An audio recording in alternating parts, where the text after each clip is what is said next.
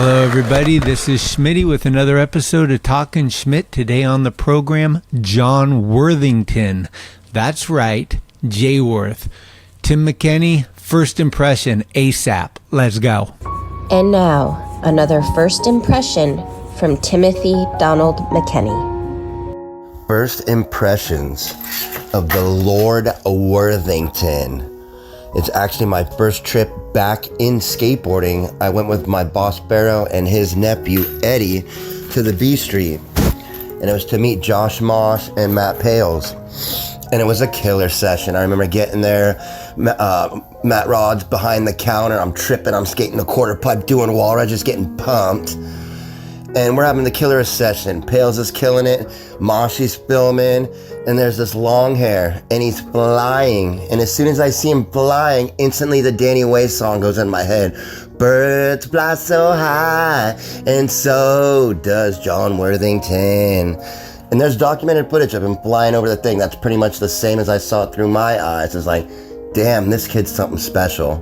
A couple of years later, look at this fucker in a pool. God damn it. Blood Wizard. Blood Wizard. Blood Wizard. Blood Wizard!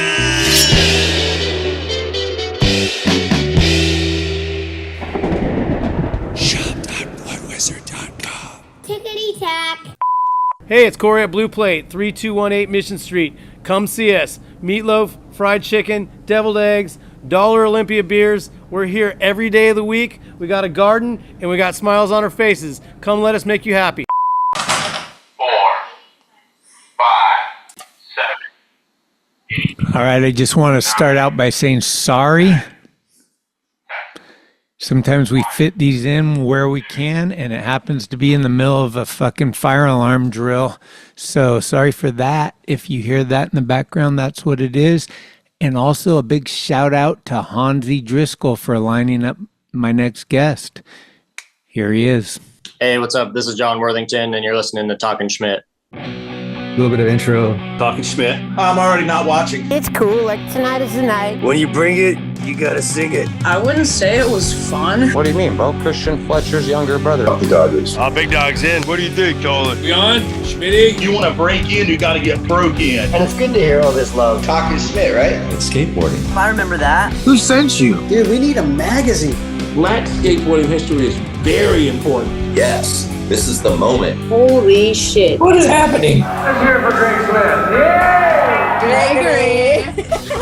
Wi-Fi check 1, Wi-Fi check 2. All right, welcome back, everybody. We got a good one this week. We got Creature Pro, Glass Blower, NorCal, Pool Ripper. The list goes on, but this is John Worthington. What's up, John? How are you? Hey, what's up? I'm doing good. Getting warmed up at my workshop here in Sacramento. You gonna do some glass today? Yeah, a couple little glass projects and another little meeting about an art show. Is your business taking off a little bit after the Thrasher Art and Destroy? Or Yeah, it's been cool. I definitely got a little bit of a good buzz from that, but it's always just slow and steady. the big question I had was, did Bodef take a rip off the finished product? No, nobody has. Because you're selling it, right? Yeah, I still have it for sale. That thing was amazing. I was like, this is fucking sick. I didn't know, like I knew what you did, but I didn't know it was that intense. Like that one was killer. Like, especially for me, I'm a big fan of China Banks, you know? So it's like seeing that you put all that into that and how, I mean, that was gnarly. That was a big piece. Yeah, thank you. I appreciate it. Hell yeah. Yeah, it was a big project and I wanted to just try to think of something cool that like the skater audience would identify with and would just be special. And I tried my best to do that. I think it came out great. And with Ewan, you're always going to have really good cinematography, and then Bublets, I think, edited it. Like, that was one of my favorite ones, really not even blowing smoke up your ass. It was just like, I watched that and I hit up Ewan right away. I was like, dude, that one's sick. Like awesome. The glass just looks so cool in HD too, like the lighting and everything. It was a good one for sure. Awesome. Thank you.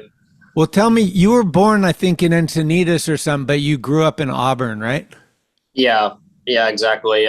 My dad was in the Coast Guard, and so I moved like just along the coast, along his schedule through my childhood, just from Encinitas to near San Francisco, and then up to near Sacramento to Auburn.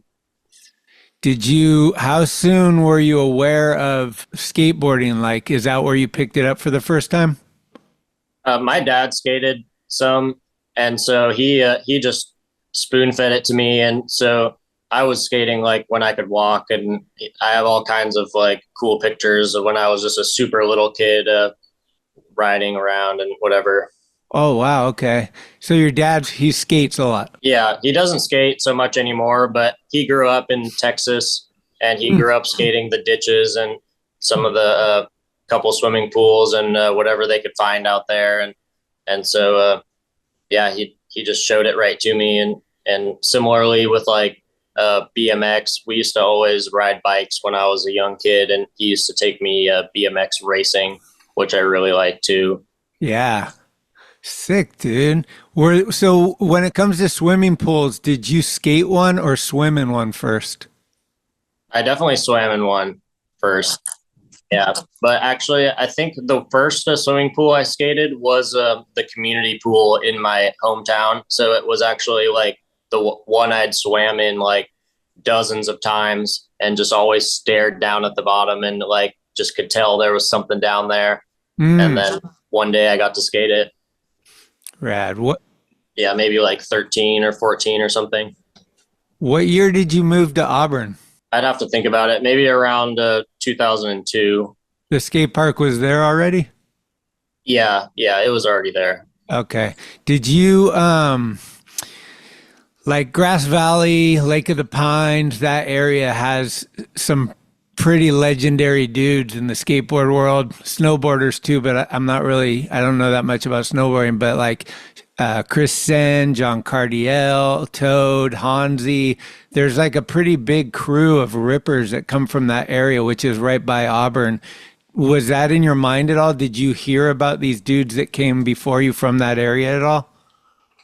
I had definitely like grown to learn of some of the local legends, and some of the spots they skated are still there in that area, which is cool. So you can still like go there, and just like you're just forced to respect them and what they've done, because it's just still exists, which is awesome. And that Grass Valley Park's pretty fun too. Yeah, definitely. I grew up skating the Auburn skate park, and the Grass Valley Park is kind of like a brother sister type of park. So I loved going there because it was just similar but different to my home park. So what was some of the early days like for you skating pools? Like in the very beginning, what were some of your struggles? What were some of the keys you found? Like, were you more of a backside or a frontside guy? Like what kind of was your mold in the beginning to get the whole thing started? So I had skated like maybe 3 pools through my childhood, and like before I was 17 or 18.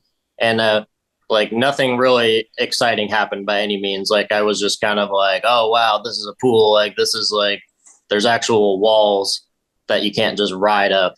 And I just was kind of feeling it out, and just, I got to skate one with my buddy Andy Jarrett in Grass Valley, which was cool. But then by the time I was like 17 or 18, and I was like, just had a little bit more skills under my belt, and I was already kind of like a mini ramp champ at that point, and I could already skate the deep bowls that I was skating in Sacramento and Auburn at my buddy Eric's bowl, the Beeble Bowl. Oh, yeah. Like right around that time, I could just skate the big stuff easy. I could skate mini ramps. And then when I just started getting access to skating pools and really just seeing what I could do, it was just a lot easier, because I just had like a much greater understanding at that point. And so I could just skate the deep end like relatively good, because that was the most similar to what I had been practicing. But then my good buddies, they were all about the shallow end, and they wanted to just carve over the cake and like try to get some of the unique features about the pool. And so I just similarly like just tried to get over every cake we found, tried to grind every shallow end or just skate each unique feature about the pool and not so much just like the deep end where I might be able to do a trick I already know. But that's really like the path that kind of like just has sent me to where I'm at, basically. I've skated a lot of pools, but in no shape or form am I very good at it. But I have some friends like Pete Colpitts, Tony Farmer, some of these guys that kind of pride themselves in like finding pools and skating some gnarly shit and that stuff. So I have a great appreciation for it. It's always a pleasure seeing you, especially like some of the pools that I saw you skate have these really wide stairs, and it almost seems like that's the target. Like I got to get over that. Yeah, a lot of the time it is. And oftentimes like I really like to go to every size and shape pool that I get a chance to check out, because sometimes if most of the pool's not looking good, it starts to make the cake look a little better or just something like that. And so you never know. And just with like experience, like after carving so many cakes, I can just go over a little wider one and a little wider one. And now at this point, it's sometimes like comical. Like I'm just like, oh, that's a really big one. Like I have to at least try. Dude. Because it's just, it's just been ongoing fun and a struggle. The front feeble and that creature part, that was so sick. Yeah, thank you. Yeah, that was a special one. Who are some of the guys that kind of like you're looking up at as like inspiration as you're getting better and figuring this whole thing out and stuff? Who are the guys that are like kind of firing you up? So one of my really good friends that like inspired me to skate pools, and he has like a lot of access to pools where he lives, is my buddy Jojo Heffington. And he lives like an hour or two down the Central Valley from where I'm at. And he really like, I would just go skate with him a lot and just try to go toe to toe with him. And we would just try to push ourselves and try to like rise to the occasion of like the challenge a lot of the time, because the pools always are like such a challenge. And like, if you don't have like just the grit and just the goal to hopefully like meet the mark, then there's no way you're going to do it, because it's always a high mark. I'm sure there's tons of stories about like whether you broke in, snuck into the back of somebody's, or people came home or something. Is there one that stands out, like a crazy pool mission story that like was pretty hectic? Yeah, I mean, almost every time it turns into something for sure. Yeah. So like, I mean, all kinds of highs and lows of like getting kicked out from somewhere, and then as you're walking out, you just happen to say the right thing, and then they end up just being like, oh, you guys can stay, and then we just get to turn around and just get to skate and end up making friends with the person kicking us out or something. I'd have to think about it for a minute. But it's always something. What comes to mind immediately without thinking too hard is Tristan Rennie, Cody Lockwood, some of these guys that fucking rip pools equally. Have you skated with most of the top pool rippers? And like, is that something that like makes you extra driven, or that you'd rather just skate with your friends? I love the opportunity to skate with other like pros or anyone that's just like ripping on that day. And it is super special to see it in person, because I kind of feel like a lot of things I've felt like I've almost discovered on my own, or discovered my own abilities like on my own, not really like just seeing it right in front of me and trying to do it. But yeah, just I do prefer though to just stay like in my home area, and it's fun to skate with my local buddies. So I mean, I like both, but it's really special when I get to skate with other pros, and especially those guys where I get to just see it in front of you, and you're just like, wow. It like when you see it right in front of you, it really like just feels differently. Fuck yeah. No, for real. Yeah. What's the deal with this guy, Sean Blewett? I don't know if I'm saying his last name right, but I know he's a big inspiration for you. And I was talking to Kowalski, And now, another first impression from Kevin Kowalski. What's up? This is Talkin Schmit. We're meeting Jay Worth today, and I just wanted to let everybody know one of my first impressions of him. Anyways, I met him in Sacramento with Sean Blewett, and when I first met those two, I could just see the fire in their eyes. They got each other so stoked, and it reminded me of when I met Cody Lockwood, and I just knew we were going to be friends and skate a bunch together and see a lot of cool stuff. And yeah, ever since then, I just got so fired up to skate with Jay Worth and Sean Blewett. Those two, they know how to get the session revved up. But hell yeah, Jay Worth, stoked to skate with you again soon. And you too, Sean. See you guys later. Peace. Yeah, so Sean is one of my best friends here in Sacramento, and he lives really close by to me. And so, and also him and I both share the passion of like bike riding and bike jumping. And so he and some of his buddies for like 10 plus years, they've been working on this little dirt jump spot that they call Swisher Woods. And when I moved to Sacramento from Auburn, I had already like 10 years experience of bike riding and bike jumping. And so like, for one, Sean is just a ripping skater, and he loves to just go fast. He likes to catch air, whether that's like jumping down a giant set of stairs or doing the biggest backside air he can. And then at the same time, he's an amazing BMX rider, and he can out jump almost anyone. And so, yeah, I kind of similarly, like I'm just inspired by like, I saw my dad brought me to the X Games in San Francisco when I was like 4.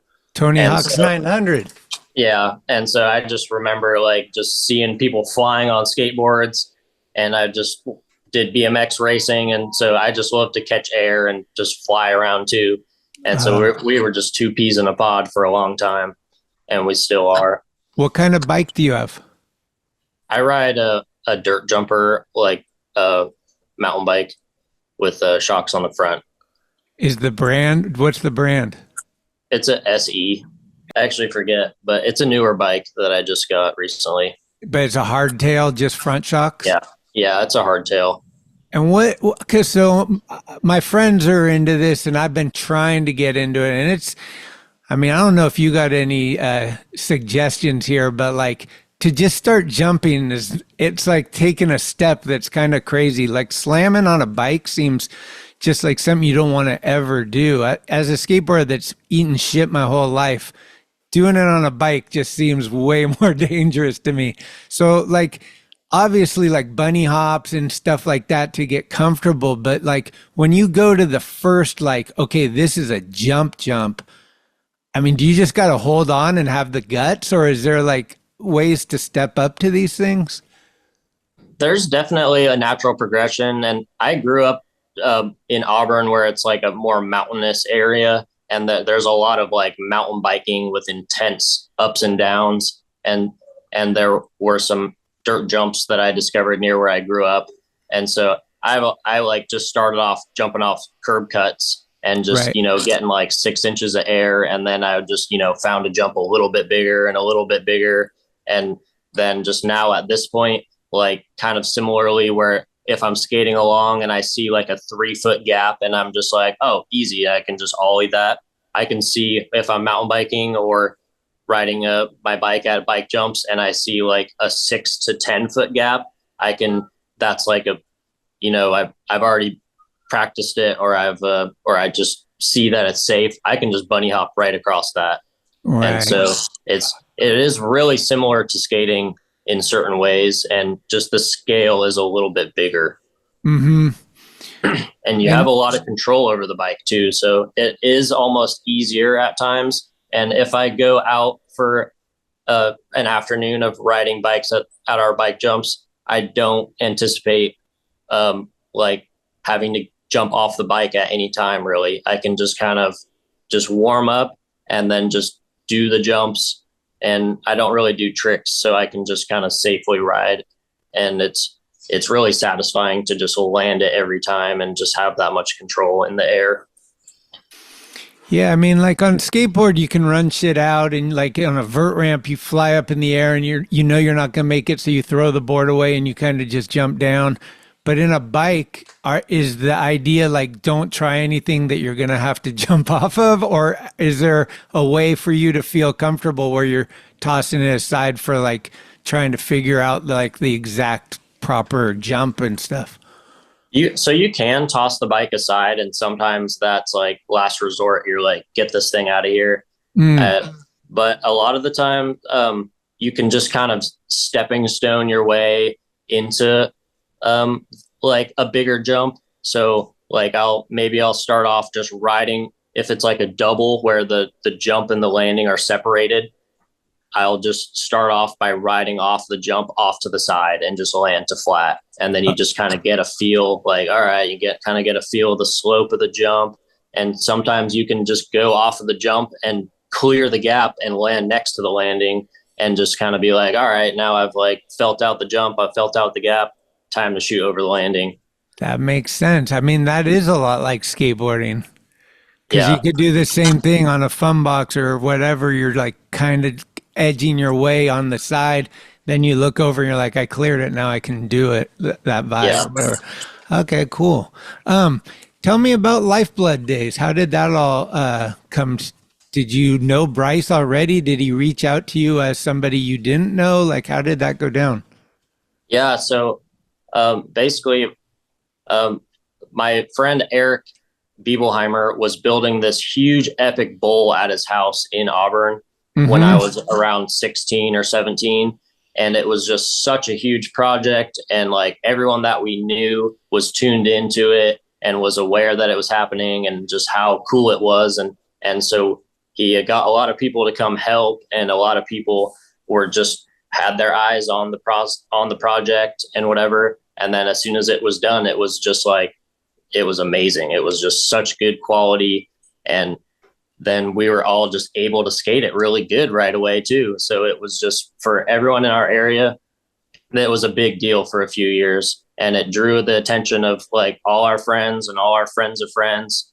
And I think that's potentially like had a hand in how Bryce like gained interest in sponsoring me. But also similarly, just before, he had started sponsoring Sean with Lifeblood. So that also helped me and Sean get a little closer too, because we got opportunities to go do stuff together, and just, yeah, we were just making little goals and trying to challenge each other all the time.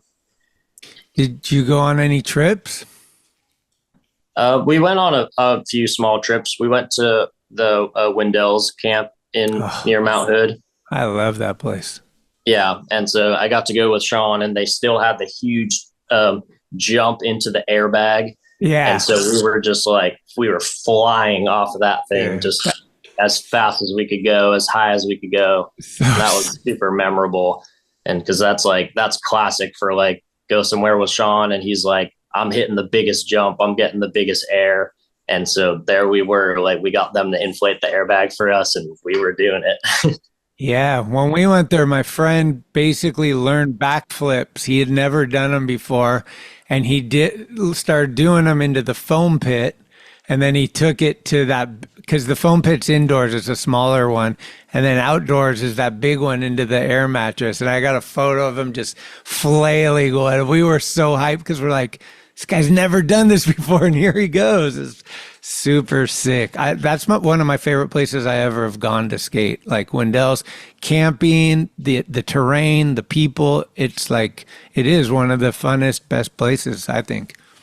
Yeah, totally. I've returned like 3 or 4 times, and I plan to keep returning because I just love the opportunity to like be a guest skater at a summer camp and just get to influence some kids and just play around with them for a week and just kind of show them that like adults are cool sometimes and stuff like that.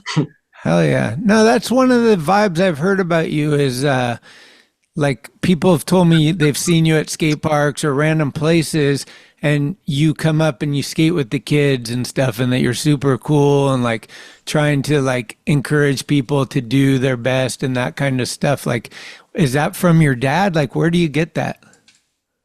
I kind of just I feel like I'm more of like a reserved person, like just on my own, and then just through just getting to be a sponsored skater and just eventually getting to be a pro skater. Like I just feel like I get cool opportunities to like do things for other people and just share it, like, and just it gets to be so much more than just like something for me, basically.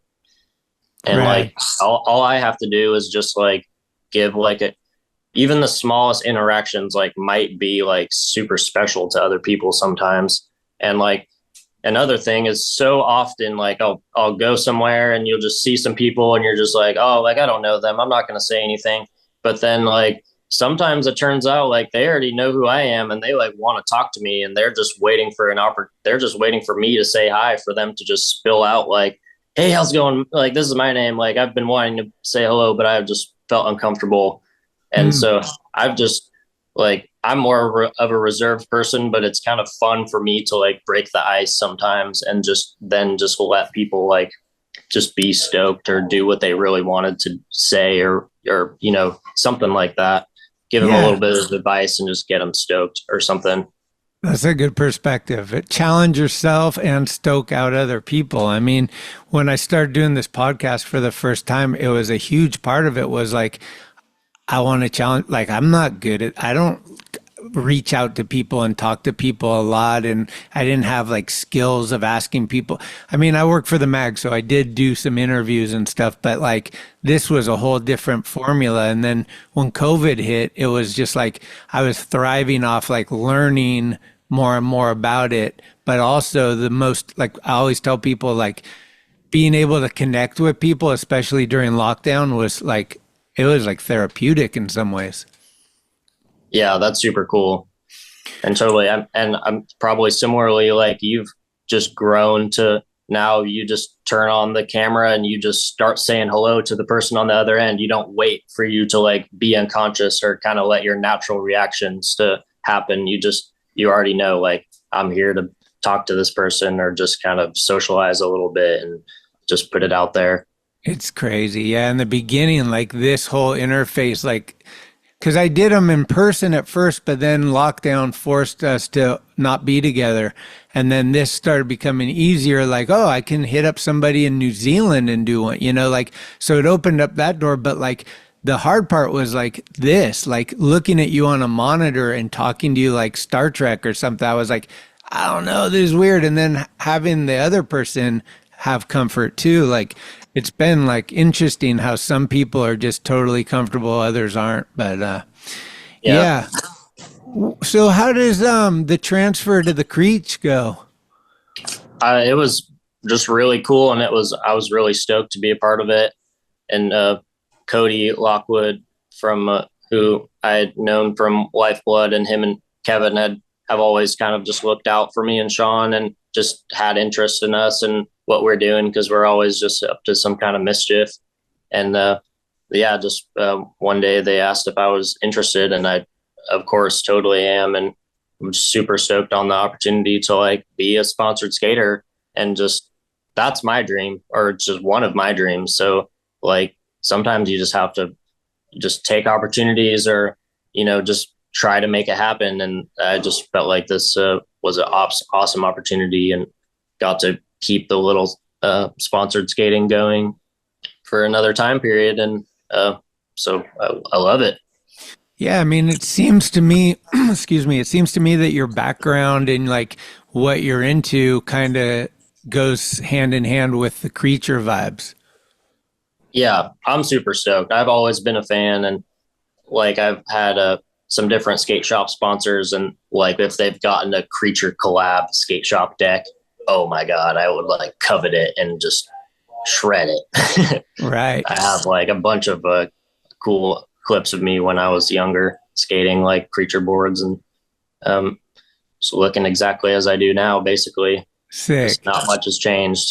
I mean, those are my homies. Like Darren's one of my good friends, Al, Sam, Gravette. We met Gravette the day he got on Creature. It was like in Arlington up at the skate park up there. We were on a trip, and this kid that was like, who the fuck's this kid? Now he's David Gravett. But like, yeah, those are the homies for sure.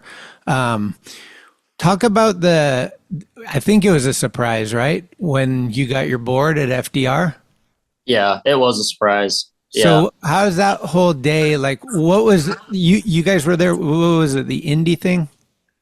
No, it was a contest, an indie contest there, but we had some of the Creature team and we were on a cross country trip.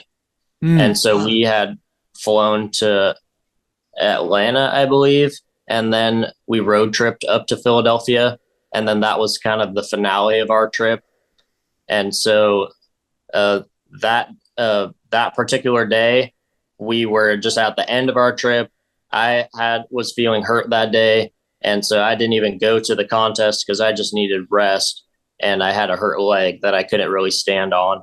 And so I just like kind of bugged out from the crew. And I was like, I can't go to the contest. Like in the morning, like my leg is too hurt to stand on. I can't be in a crowd. I can't be at a concert. I need to just like rest on this day. And then we're flying home tomorrow. So it's like, I gave it my all for 8 days or something. And then I've just like, I had a hurt leg that was still on the mend from breaking it about a year before. And I could not stand on it or like be in a crowd.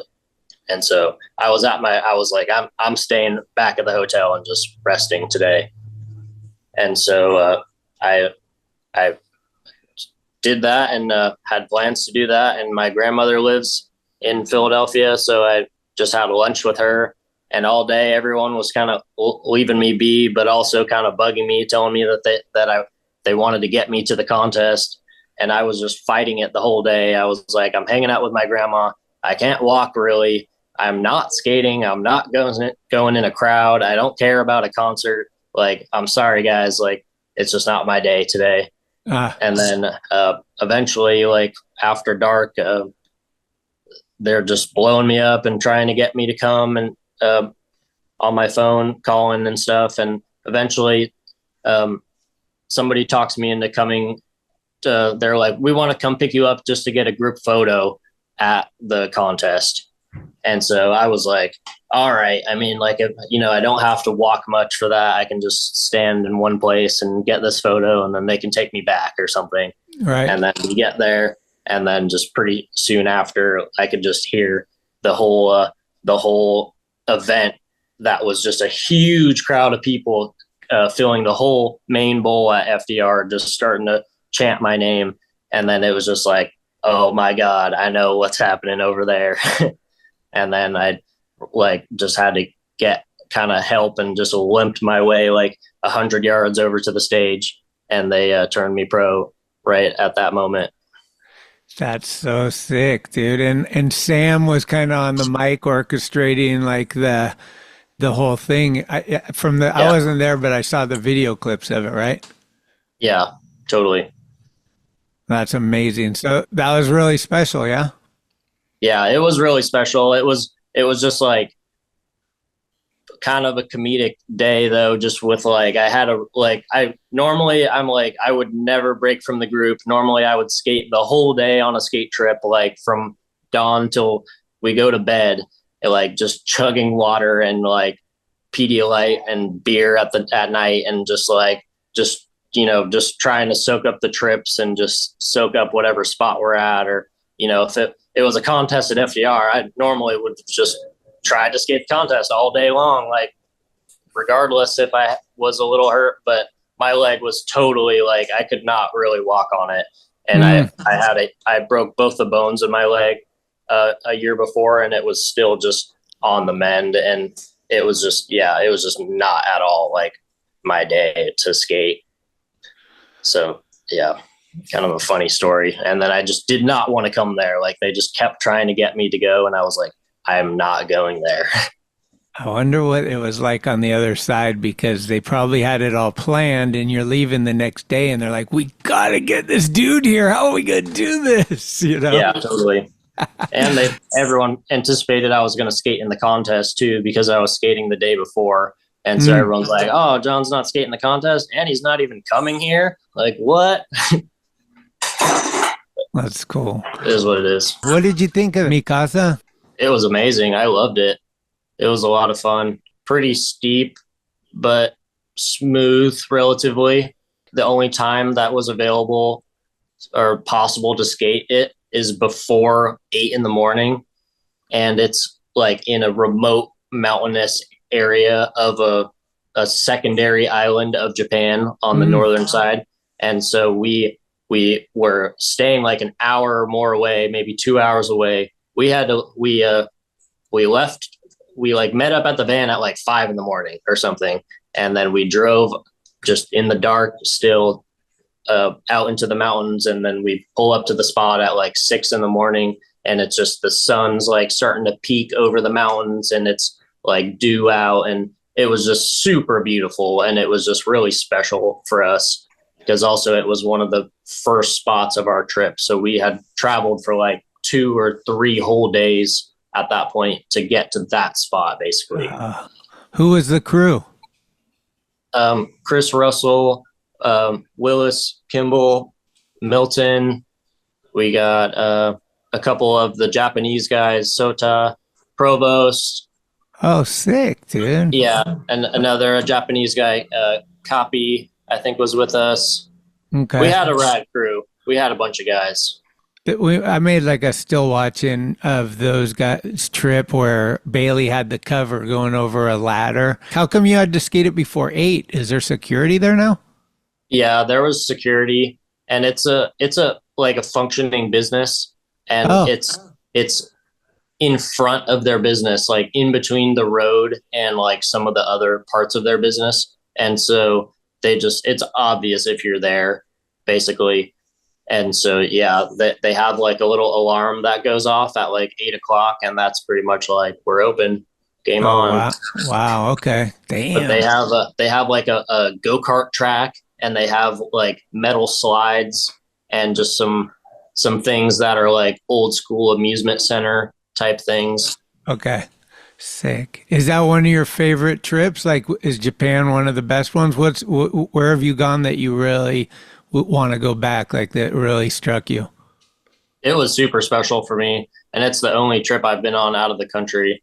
Okay. And so I got my passport like just for that, and then just off we went.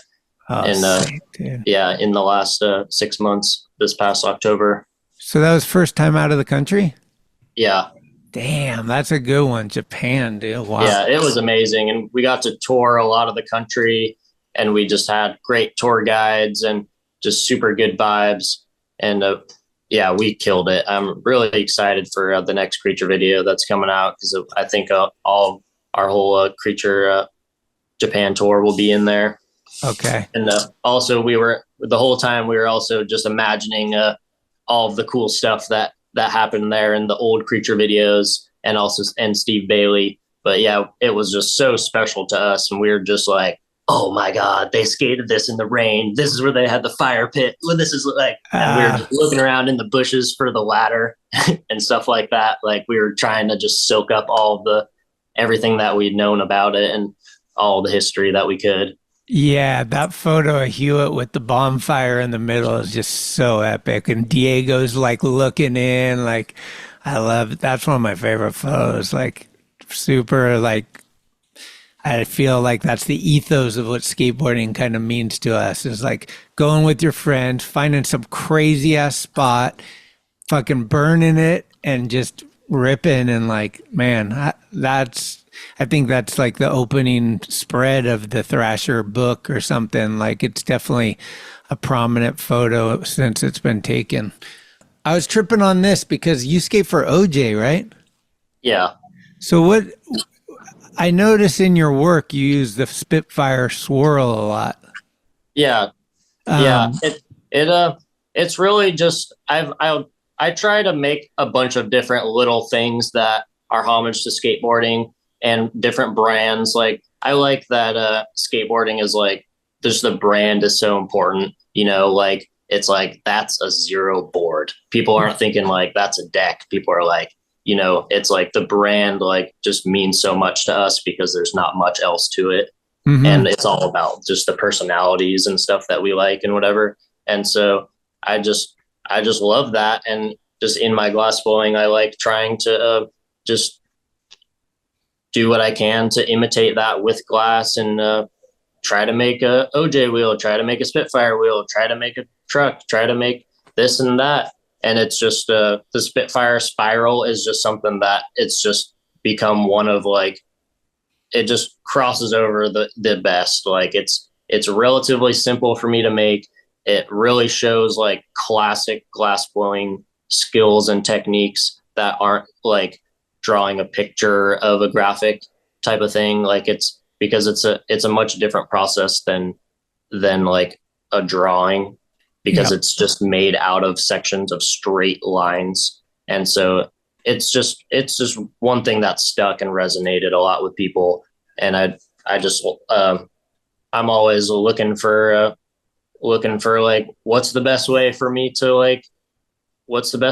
to make something skate it related? Like, what's the fastest thing that I can make? What's like the cleanest thing that I can make? What's like the most professional? And just the Spitfire spiral just meets all of those marks pretty much. Yeah, and it's like the classic fucking, yeah. I remember I had that shirt forever when it first came out. Like the classics, I still skate the 55 classics to this day, the Spitfire 55 classics. It has the whole spiral thing. What's your setup? I like a 8.6 Creature board with the VX technology. So it has the 2 fiberglass layers and it's only 5 plies thick. So that's like my favorite board to ride. And then I'll ride a 149 independent trucks. So it's like just a little bit narrower than the board, but I do like specifically like that. And then I like 53 or 54 millimeter OJ wheels that are the Elite formula. That's my favorite wheel to skate by far. Right. I love those wheels, and I like smaller. I like 53 or 54 with no riser, and then I'll just skate them as long as I can until I notice that they're like visibly smaller and coned out usually. Yeah. What's the deal with, somebody was telling me something to ask you about the bumper on your truck. I have just a little like 90s Toyota Tacoma that's 4-wheel drive, and I just been making slow improvements to make it more like off-road capable, like as I've owned it over the last 8 years, because it was just like a really small, modest truck when I got it with nothing special about it and just super high miles and old. And I've just, I love cars, and I went to college for mechanical engineering. Oh, sick. And so I have a bachelor's degree in mechanical engineering, and I anticipated like having a job in that field, but I just found glass blowing at a similar time and just kind of just took that left turn instead after I had gotten my degree. But back to the bumper, it's I just have like tubular bumpers that I had a local guy make my rear bumper, but my front bumper, my friend and I made ourselves, and it has a winch in it and like a kind of aggressive skid plate on the bottom, and it's just made for just blasting around, and has super high clearance for riding up slopes and going over stuff. Oh man, Bryce just texted me. That's funny. Okay, so have you ever done the thing where like Zero did in King of the Road, where you like push the the pole? Make a pole jam. Yeah. Yeah, I have once, but it's I like to go off-roading and up to in Humboldt. You can drive on the sand dunes, and it's like really like mogully and ups and downs, and so when I go and do that, I was just smashing my bumper into the ground, going like over 2 aggressive slopes and just getting stuck, and so all kinds of stuff. And so I made these bumpers where I can like put an off-road jack like right onto the bumper and just jack it up. And so it helps with like off-road recovery. And then I have a winch, so I'll help people that are stuck and like pull them out. Or if I get stuck, I could use the winch to like self-recover myself. Right. And then it's also like a lot higher clearance. So if I like ride up a steep slope, the bumper's like less likely to drag. Or like I've also like been driving past a big log on the side of the trail, and I'm like, oh, I can squeeze past this, but then I accidentally like just brushed up against it, and the tube bumper is like more robust and sturdy than your stock one, and so it'll not get pushed around or bent around as much, just from like kind of light duty things like that. Sounds like you're a fucking kind of a maniac. Did you ever go to Lincoln City and visit Red? I have a couple times been there. That sounds like a place you would enjoy. I mean, Oh, the yeah, bikes, absolutely. everything, like it's so Yeah. sick. Yeah, I also like my dad kind of spoon fed me dirt bike riding as a kid after BMX racing, just straight into dirt bike riding. And so I love everything that Mark does. Like, yeah, he's got dirt bike trails. He's got an insane deep bowl. Yeah. He's got a concrete business. Like, that's a man's man right there. Absolutely. And the best part that people don't hear, I don't think enough, is how fucking hospitable him and his wife and the family are up there. Like when we stay there, they go beyond. Like all of a sudden in the morning, she's got a Starbucks huge coffee thing, donuts. Like we're like, what? You gave us your house to camp at. You don't need to. And they're just the coolest. I fucking love them so much. Yeah, totally. I've gotten to meet him a handful of times and skate with him. And someday I want to get in there and just help build a skate park from start to finish, just to do it once. Yeah. Because I like doing DIY, and I'd love to just like soak that up, because I know it's like, I'm used to like the 1 day process concrete. Right. I want to see what the month-long process is like, and it's kind of probably heavy. have my hand in there. For sure. Yeah. I marvel at, I mean, that's hard work for sure. And like some of the times, like they're in Houston in the summer or like in Philly in the winter, like it's like not the most fun times to be there, like hot as shit, or even raining every day where they have to build tarps to like actually work in it and stuff. Like it's just the show totally. must go on mentality. They're fucking working their ass off and they're making the best shit to skate. So it's like win-win for everybody. Yeah, absolutely. And they're just oftentimes just building it in a dirt lot or something. Like they're just making magic on just some dirt. It's endless. Like there's always, and now I've been talking about the pump tracks. I'm like, I can't wait to see where they take the pump track, because especially for yourself, I bet, like as a BMX enthusiast, like imagine a pump track that's more like a bike track, where it's just like you're launching to another pump track and there's obstacles or whatever. There's so much that could be done in that world that could be like really cool. Yeah, absolutely. And also just the more and more places build them, the more and more other places get used to the idea of pump tracks. Yeah. And so just, yeah, sure. Why not? Yeah, bring it for sure. If you're out in the wild in Sacramento, you haven't called anybody. Who are you most likely to see out of all the skaters that live up there?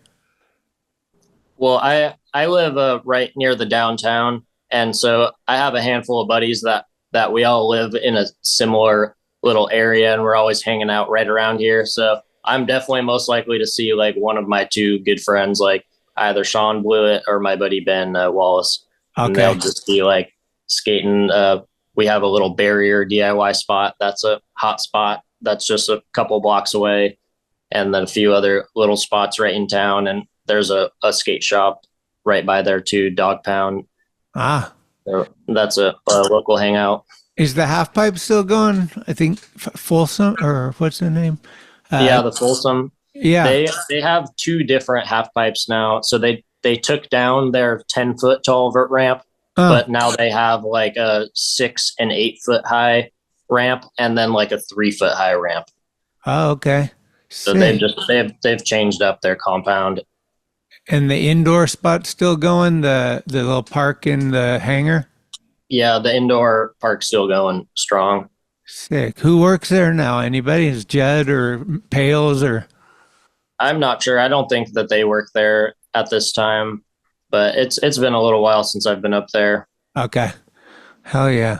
Yeah, we're lucky to have it. The city likes it. And we had a meeting there recently that I was a part of where they were just trying to think of ideas of how they can improve it, or how they can make it like last longer or make it more accessible or things like that. Dude, I thought we accidentally ended that place. It was King of the Road. You hear about that? Oh yeah. Fuck, dude. Yeah. Also, we went in for the midway points. We didn't know, but like fireworks had gone off, whatever. And then we come out and there's fire trucks and everything, and this huge fire. And they're like, underneath this area is like, it was sketchy. And we're just like, oh no, fucked up. And then Clive just took the hit for everybody. He's just like, I did it. We're like, damn. That was pretty impressive to see, like, because they were like, we're not letting you guys go until somebody admits to what happened here. Yeah, that's crazy. Dude, that was a fucking crazy one. Can you think of a time that you've been the most scared? Well, I did break my leg in the last couple of years, so that was interesting. But it was kind of just like, I just felt like I was ghost white and just wanted to stare at it. Was that at the Swamp Fest? Yeah, that was, a couple years ago. Dude, I think they had that on live Instagram. Maybe. I think there was like some Instagram thing and we were watching it and that happened. I was just like, no way. Is that place, like, have you been to Skatopia? No, I never have. How do you explain Swamp Fest to someone who has no idea? In a nutshell, it's hosted at a dirt bike track, like right on the starting, this like just a big wide open dirt area just right next to the track. And then it's just these super cool, passionate BMX guys. They just had this dream for an event where they just make everything on the spot out of whatever they can find and just make it as exciting as possible and then destroy it all. And just after 2 or 3 days of the event, it's just completely gone, basically. It looks like a fucking insanity. I don't know if it's going to last because it's so crazy. Like, I feel like they're going to, but it is in Florida. So anything goes kind of mentality out there sometimes too. But yeah, would you go back? I would potentially. I was like, one of the things I like the most is just how they can just freestyle so much. Like for bikes, it's because it's a little bit easier than for skateboards. Like to build like a giant wood skate park and then tear it down in a few days is like a little bit more ridiculous than what they do. And so they can just pull it off with like just lots of particle board, some skate light, and just lots of pallets and just whatever they can get to make structure pretty much. Right. And so I love that about it. And they'll build dirt jumps right there. They'll have the dirt bike track is pretty much open, and then all of the obstacles are open, and then it's just a full free for all to just bike or skate or ride dirt bikes or just send it. And people sure do. You weren't there the year Chris Russell got hit in the eye, were you? Yeah. That was the same year? That was the next year. Oh, okay. So you went 2 years in a row? Yeah. Holy shit, that seemed fucking gnarly. I talked to Chris right after that, and it seemed like, dude, literally I talked to him, and he was like, I got like 6 surgeries ahead of me. Like, he was so tripping and bummed and all this shit. And then literally, like, I'm going to say a month, I'm watching him rip somewhere, and I'm like, wait, what happened? I thought you couldn't see, like, what? It was crazy. Yeah, I think he is still dealing with that for sure, and like has symptoms, and he's not got 100% vision, but he's like, to lose your eye is like a big shock, and it's also probably just been like, like ironically like an eye opener maybe to a certain degree for a couple things. Like maybe he just, he's just stoked, and he just wants to like make the most of the opportunities that he has. And like, if you were to get your leg cut off, you would run like that day. If you had going to get your leg cut off tomorrow, you're going to run today. type of thing. And so he's just like, man, I'm skating. Like, it's like, I almost lost my eye. I'm skating. Fuck. Yeah, it's like our dog who's barking right now is on its last leg. So we've just been going 100%, like full throttle, like whatever we can do with it, like trying to just enjoy as much as you can. I mean, obviously, yeah, that's the mentality. I was wondering, because I never hear this about you. Did you ever get into snowboarding, being up in the mountains and stuff? Is that your thing or no? Yeah, I grew up like skiing and snowboarding quite a bit. And at the high school that I went to in Auburn, and then also I went to college at Sacramento State University. They had snowboard teams that are like school sanctioned, and we were able to like skip half a day of school once a week and stuff like that to go practice and go like make our sport happen. And so I took those opportunities. And so I like even have competed to some degree snowboarding for a number of years. And I love it. It's like just another just amazing catch action air sports thing that we have in our area where I'm at here. And so I grew up doing it. I love it. I totally see it like helping me. It helped me in my skating, and skating helped me in my snowboarding. Like I could do rails snowboarding like super good, like way better than I can do skateboarding. And when I skate, I imagine like, oh man, if I was on the snowboard, like I could just do that right now. And it's just a perfect cross training type of thing. I've taken like a step away from it though the last few years. So I haven't been on the snow in a few years. It's just expensive unless you have the hookup. It's a fucking big dollar day. Yeah, totally. Right. And do you surf at all? No, I've just never really like just made it to surfing. Like my dad's like big goal with teaching me skateboarding was to get me surfing because that's one of his life passions above skateboarding. And he lives on a boat now in Chula Vista, California. Yeah. And so he's like, he moved from Auburn back down there, and he's like, I'm getting on a boat. I'm getting next to the water. And cause the water is my passion. The surf is my passion. Okay. And, but it's just never really, he's only tried to teach me once when I was like a little kid. So I've still only tried once ever. That's a tough one. I mean, you have to know how to swim good. You have to have good upper body strength. Like it's, and the thing, obviously the biggest part of it is like the waves aren't just consistent, like you can go out your door, throw your skateboard down and skate. You can go up to the snow. If there is snow, go up the lift and bomb down the hill. You could go into the ocean with a surfboard, sit there all day and not even see a wave. So it's like, you have to know the conditions. You have to go to the right place. You have to deal with like popularity and like fighting for the wave. Like there's so much element to it. I always say, like, I got respect for it because I got respect for the ocean, and it's just not easy to surf. I've tried it a few times, and it's like, my bros go at fucking, before the sun comes up, they suit up, and the minute the sun barely comes up, they're running into the ocean. Like, it's freezing up here, too. Like, it's just like, there's so many things going against you. Like, you really got to want it if you're doing it up here, I think. Oh, yeah, absolutely. But you do have the opportunity to not have it be as crowded, because when I go to Southern California, I'm like, this is a joke. Like, yeah. So, NorCal has its advantages too compared to SoCal, but yeah, it has a lot of disadvantages. Okay, I put together a fun little this or that thing. I've never really done this before. I was going to try it out. So some of these might not work. Some of them might. Who knows? But let's give it a go. Weed or brew? Weed. Burger or dog? Burger. Metal or punk? Metal. Rap or reggae? Rap. Fishing or golfing?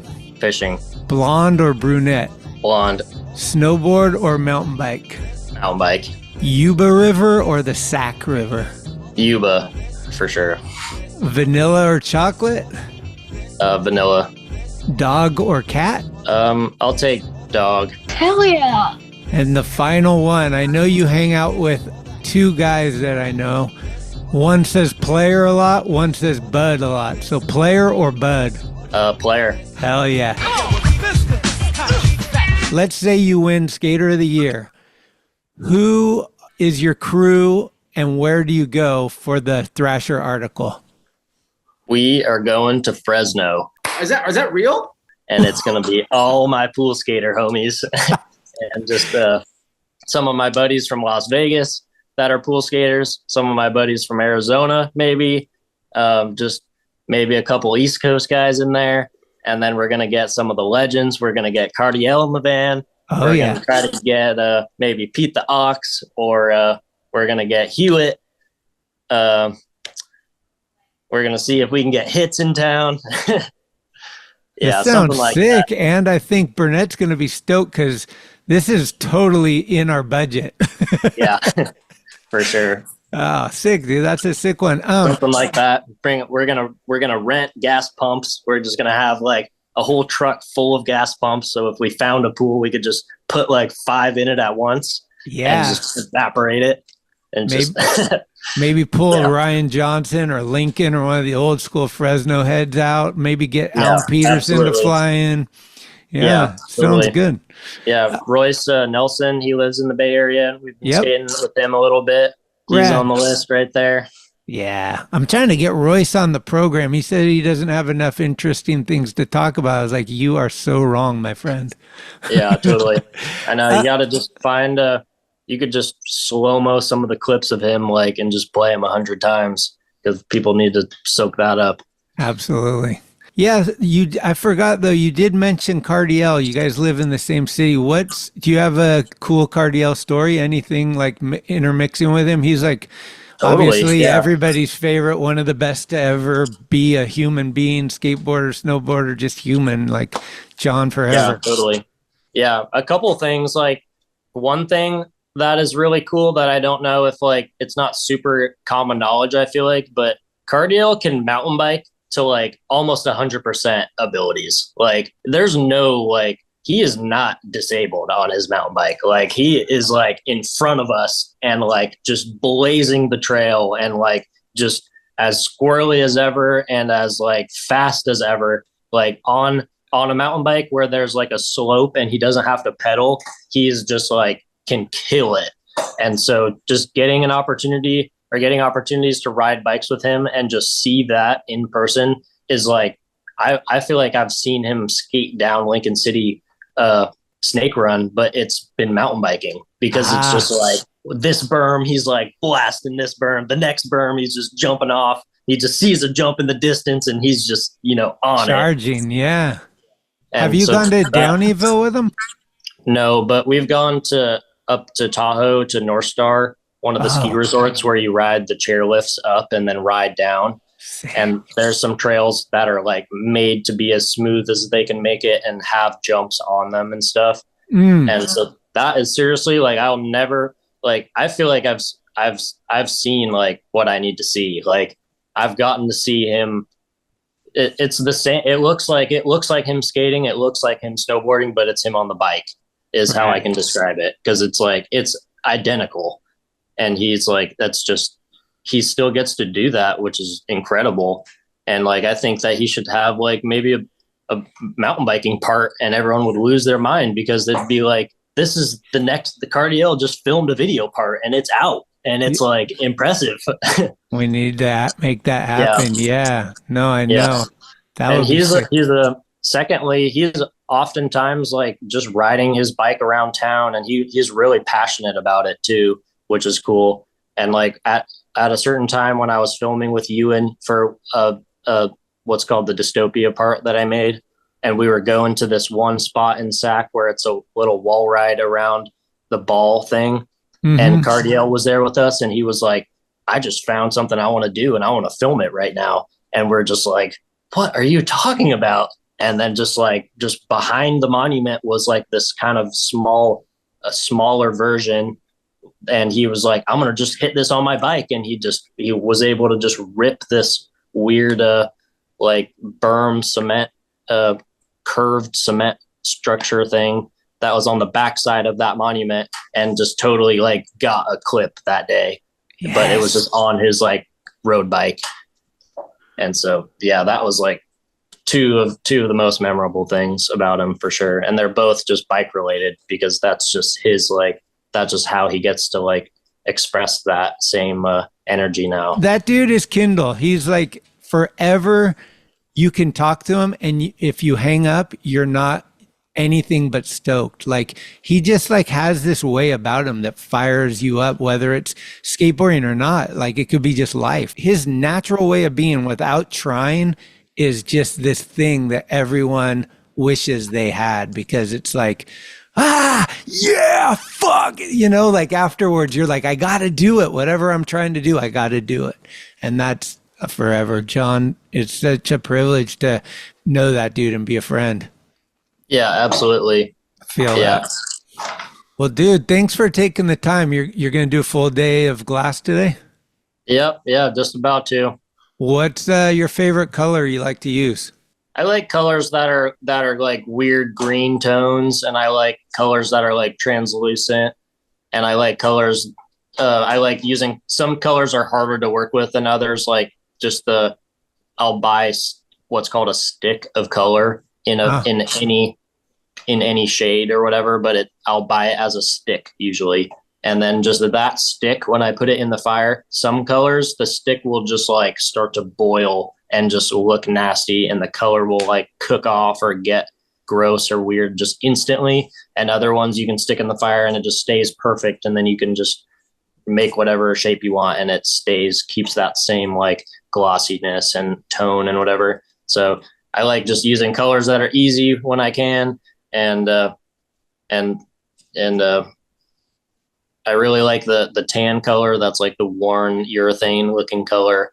Oh yeah, kind of my favorites to use because it's just like specific to skateboarding and unique and kind of weird. Do you have a website or something where people can like order from you or see your work or anything like that? I have a website coming out in the next week, basically, but if this comes out before then a lot of people also, I encourage them to reach out through Instagram and message me there. But I do also have a website, jworthglass.com, coming right down the line right now. In the works. I love this, dude. That's good, man. See, entrepreneur, skater, the whole deal, and a fucking diploma. Like, Dad's got to be proud. Yeah, totally. I'm an Eagle Scout too. That's another like big one. Throw that in there. Yeah. Totally. But yeah, dude. Do what I can. I do have this dream that I'm going to go to Sacramento for like a long weekend and try to like get together with a bunch of people and do something like fun. Me and Pales have been talking about like this idea, because there's so many dudes up there and stuff that could be like, I don't know, get a jam somewhere or whatever. But yeah, keep me in mind if you're down this way. Yeah, totally. Sounds good. Appreciate you, man. I'm gonna hit you up soon too, because I want black and orange glass, and I just don't know what I want it to be yet. But awesome, sweet. Yeah, sounds good. Thanks for the time, dude. Appreciate you. Yeah, of course. Thank you. Okay, take care. Yeah. And now a word from our sponsor, Oro Coffee. That's some damn good coffee. Order 1 or 6 bags at orocoffeeroasters.com. Y'all like music? Because you're listening to SMFM.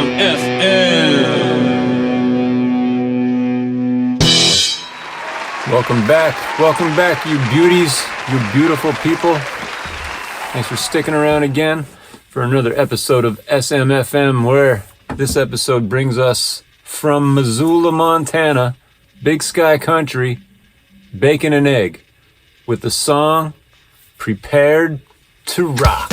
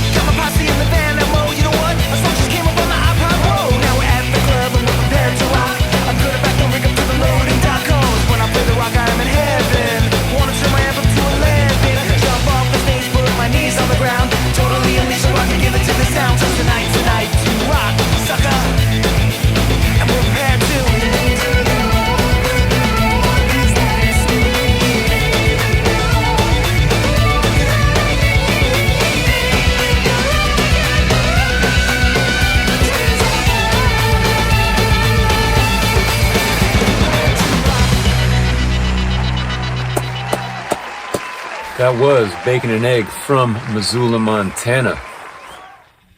You can hear / find out more about them on their Instagram at BaconMT. That's at BaconMT.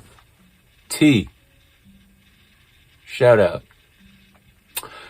Oh, before we conclude, I want to give props to Tony Roberts on that last episode. All right, because if you told 15-year-old me, all right, that I'd be sharing a podcast with the guy who made Speed Freaks, I would have been like, what the fuck is a podcast? Until next time, good people. SMFM on Talkin Schmit. Only.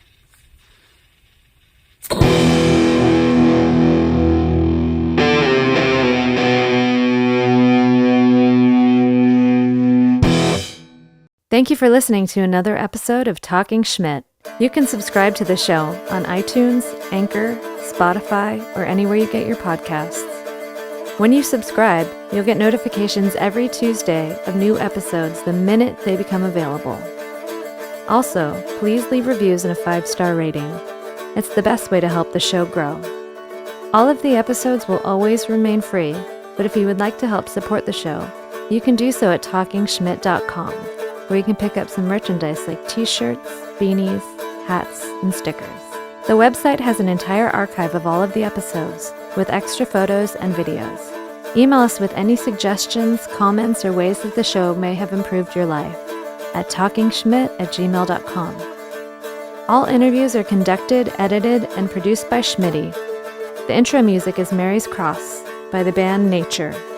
A very special shout out goes to the executive director, Sharal Camisa. Shout out. Love it! This is Talkin Schmit, where the Rolodex is deep, but the conversation is deeper. Keep the wheels greased.